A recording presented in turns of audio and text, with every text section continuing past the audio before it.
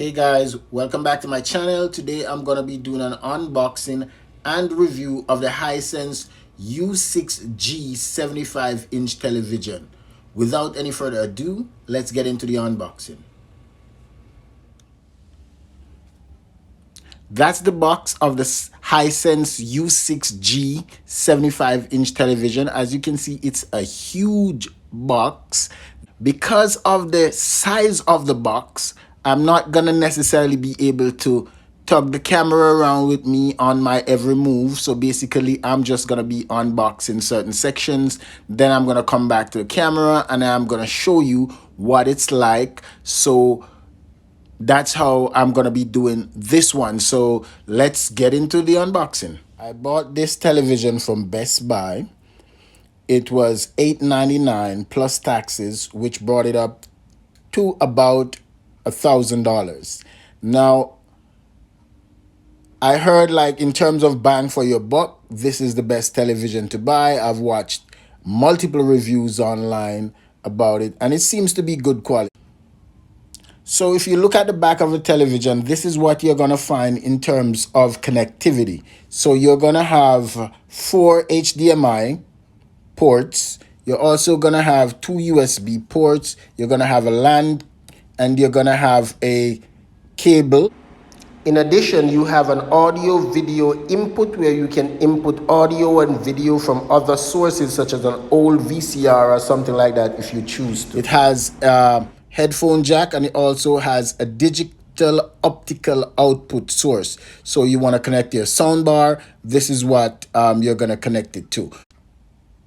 Once you start to open the box, however, there's one thing that I really love about this packaging is that it gives you instructions in step-by-step format as to how to remove the television from the box, right?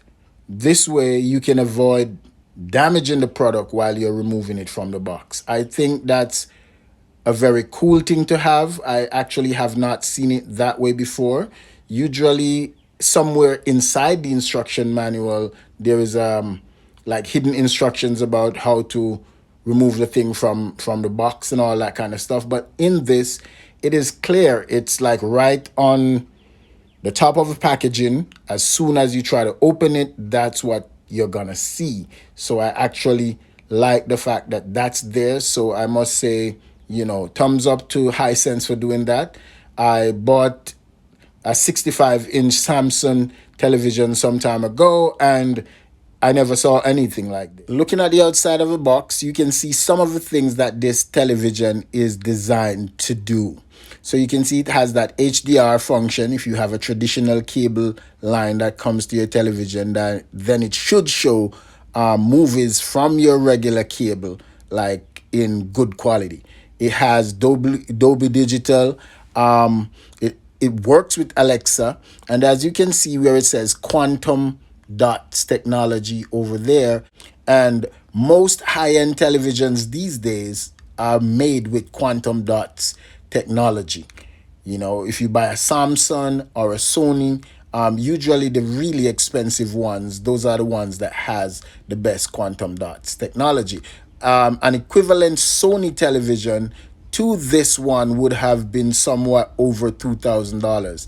An equivalent Samsung television to this would have been about $1,800, between $1,500 to $1,800, I should say. So that is why I've gone with this one.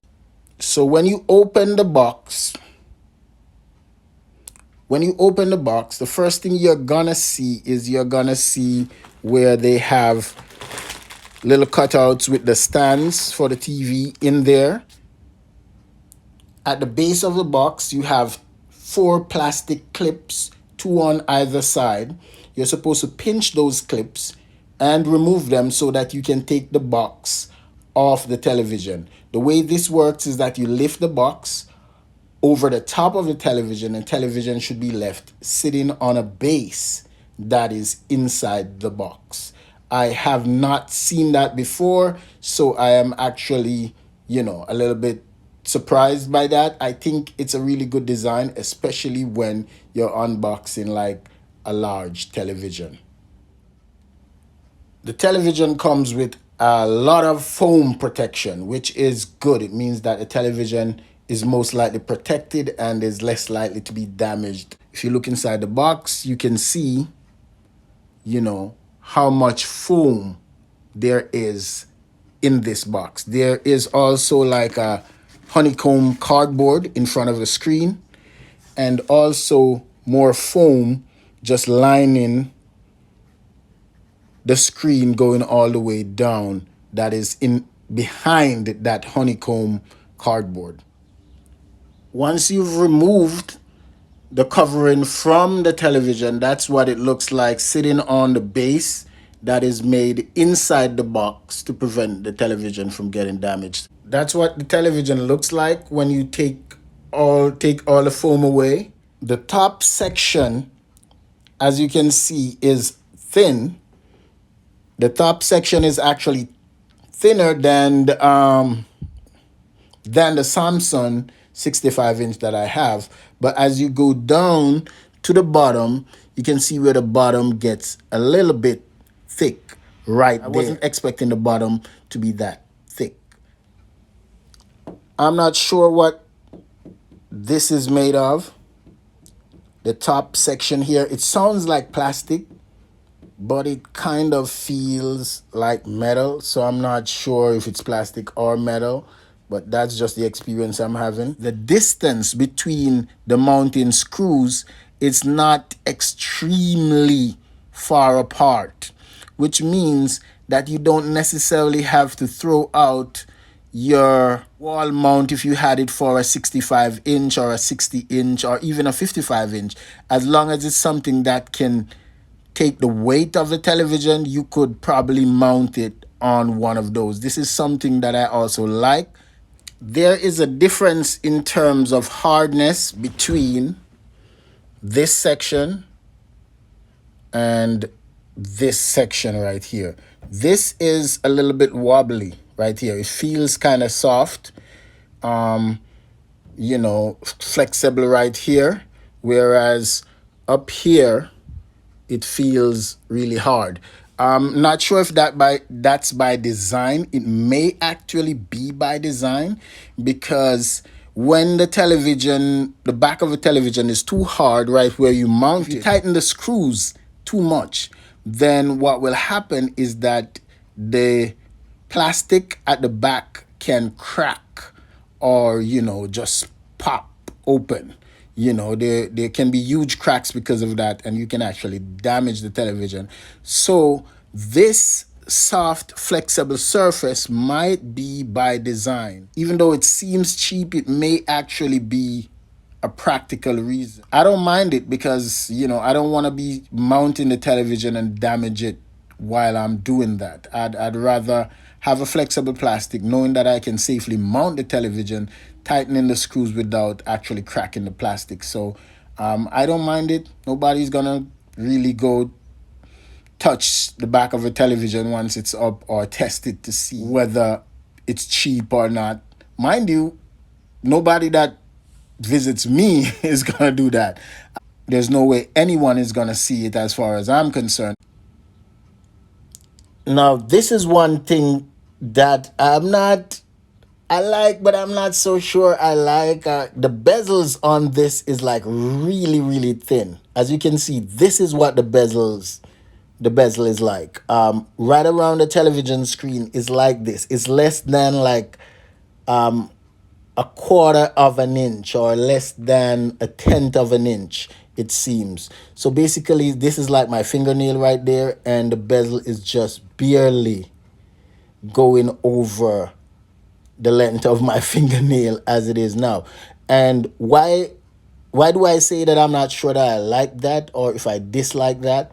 Because televisions like this, when you're moving them, you have to be careful when you're lifting it, because you can damage the screen. Because if you grab and hold the screen of any television while you're moving it, you get what you call a pinch screen. And then that section of the screen does not work as well. So with a television like this, I'm pretty much gonna say you just can't move it around as you like, because you could damage it. Personally, I would recommend getting someone to assist you when you move the television around, just to ensure that you don't grab the screen when you're moving it. And since I am right here with one of the Samsung televisions that I have, as you can see, the bezel for the Samsung is like a lot thicker. The bezel for the Samsung is pretty much an inch all the way around. So you can actually move that around and you don't have to worry about it, because if you grab it, you're most likely going to grab the bezel instead of the screen. So that's why I'm saying I'm not sure I like, or if I don't like it. The other thing with televisions with small bezels, though, that a lot of people might like, is that small bezels gives you more screen space, as in the screen goes all the way or as close as possible to the edge, so it gives you a better viewing experience. So that's a good thing about small bezels. However, small bezels can create problems if you want to move the television around, relocate it,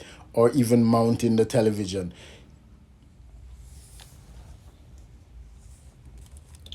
The wall mount screws are approximately 16 inches apart. So if you have a current wall mount that is a little bit wider, you can actually use it to mount this television. Also, you have to bear in mind that it's not just the width of the wall mount that matters, it's also the weight limit. So look up your wall mount manufacturer to see what's the weight limit of the wall mount, and then look up the weight of the television to see if your wall mount can handle the weight of the television before you try to mount it on a wall mount that is not made to handle that kind of weight. Okay guys, so I finally have the television set up, and as you can see right now, I have it on store mode with demo. This is because of the copyright laws, so I don't want to play someone else's video or a movie or something that could create a copyright infringement on YouTube. But as you can see, the quality of the picture on the television is like nothing I have ever seen. It is truly incredible. Believe it or not, I'm not saying there aren't better televisions out there, but I personally have not owned one that has better picture quality. For me, I am loving the picture quality of the television. The one problem that I have is that when you're in demo mode, everything is set at the best. Like now you're in demo mode and everything is so sharp, so crisp, so beautiful. But when you go back and switch to home use, some of the settings you have to change them yourself in order to get this sharp, crispy, clear look, and that's something I just don't understand. Why isn't everything set just the way it is now in demo mode when you go to home use? I'm not sure why. I'm not gonna lie to you though, I am really impressed with this television. The images are clear and sharp. Okay guys, having said all that, I'm gonna do the pros and the cons of this television. One, the pro is this television is cheap. It's a quantum dot television, and it's a 75-inch television. And for a quantum dot television 75-inch, there aren't many other brands you can get at this price. The only other brand that has comparable technology at this price is TCL. TCL has mini quantum dots, and that's also very good. However, there are some differences in terms of how the interface works. However, TCL is way more complicated to handle. The interface is just not user-friendly, and it's hard to get the settings so that you will have good picture quality. For that reason, I've chosen this brand. Two, it's quantum dot technology, which means it gives you those rich, bright colors. Three, it's got local dimming zones, which means you can get those nice blacks, deep blacks. Four, it is bright. It has 600 nits of brightness, which is fairly bright. For this price range and this size, you're not gonna get a much brighter television. Cons: the motion rate on this television is simply atrocious. I'm not gonna lie to you. Like, when you're watching like super fast movies, like I was watching Mission Impossible, and you can see there is motion blur in some scenes when the action starts going really, really fast. So for me, I have a problem with that. It's a 60 hertz television, and most televisions within this price range is 60 hertz. However, I feel like they could have done like a much better job at handling motion. They also have they have a motion rate of 240 hertz. I'm not sure how that works because I have not seen it. There are some settings that you can change the motion jitter. You can turn off all those stuff. However, I'm gonna be honest with you. I don't think a lot of that stuff work how they ought to, because in all honesty, I'm still having issues when it comes on to motion, when it, especially with fast action movies or high action video clips. So that's to be expected. Expect to have some motion blur if you get this television. Another con: you see that Hisense logo up there on the screen. If you notice, it glows around it. So that's also another con that I've experienced while using this television, is that whenever a small object or credits are running on the screen, there is a little glow around the credits, around the small object that bleeds out into that dark scene. And if you notice, as the lady falls in the previous picture, you can see a glow around her hair while she goes down. So that's also something to note. So you're not seeing a completely black background when there is an object, because there is a slight glow around the edges of the object. The professionals might know what you call that, but for me, I'm just gonna call it glow. Like I said, I'm not a professional videographer or a professional photographer, so some of those terms, more technical terms, we leave to the professionals. But I'm telling you, as a real user, what I'm experiencing. However, those little glows are not a problem for me. My main concern and the main problem that I find with this television, that might be hard to live with for some people who watch a lot of fast action movies, is the motion rate. The motion refresh rate can create motion blur, and motion blur can be a problem. It can be annoying if you're watching fast action movies. In terms of watching regular television, the TV is great for watching regular television. Everything is beautiful. It's clear and crisp and clean for watching regular television.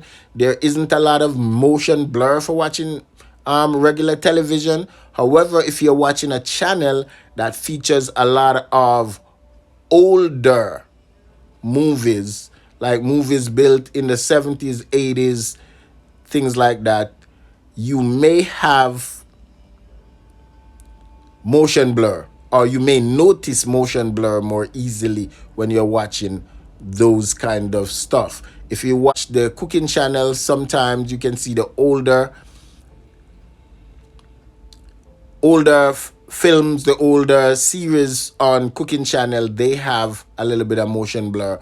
Or the HG channel, sometimes you get a little bit of that as well, because especially from the older